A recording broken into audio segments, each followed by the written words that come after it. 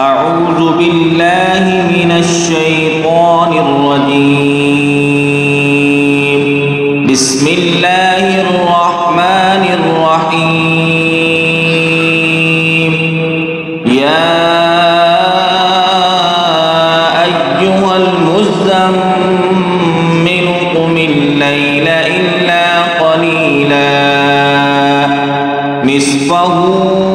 أو انقص منه قليلا أو زد عليه ورتل القرآن ترتيلا إنا سنلقي عليك قولا ثقيلا إن ناشئة الليل هي أشد وطئا وأقوم قيلا إن لك في النهار سبحا طويلا واذكر اسم ربك وتبتل إليه تبتيلا رب المشرق والمغرب لا إله إلا هو فاتخذه وكيلا واصبر على ما يقولون واهجرهم هجرا جميلا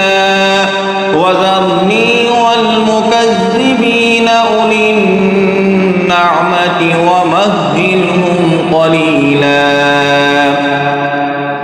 إن لدينا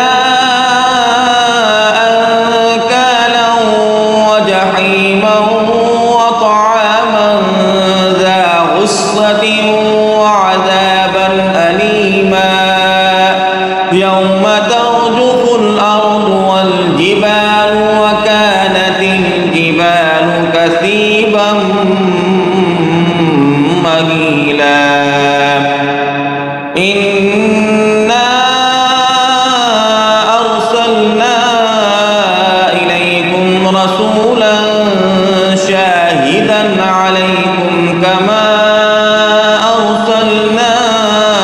إلى فرعون رسولا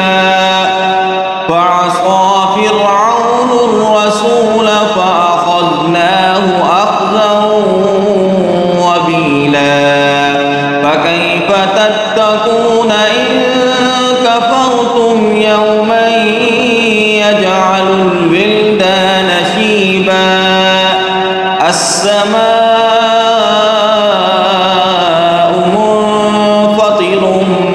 به كان وعده مفعولا إن هذه تذكرة فمن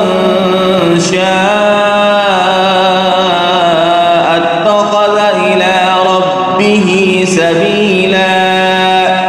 إن ربك يعلم أنك تقوم أدنى من ثلثي الليل ونصفه وثلثه وطائفة من الذين معك والله يقدر الليل والنهار علم أن لن تحصوه فتاب عليكم فاقرؤوا ما تيسر من القرآن علم أن سيكون منكم مرضى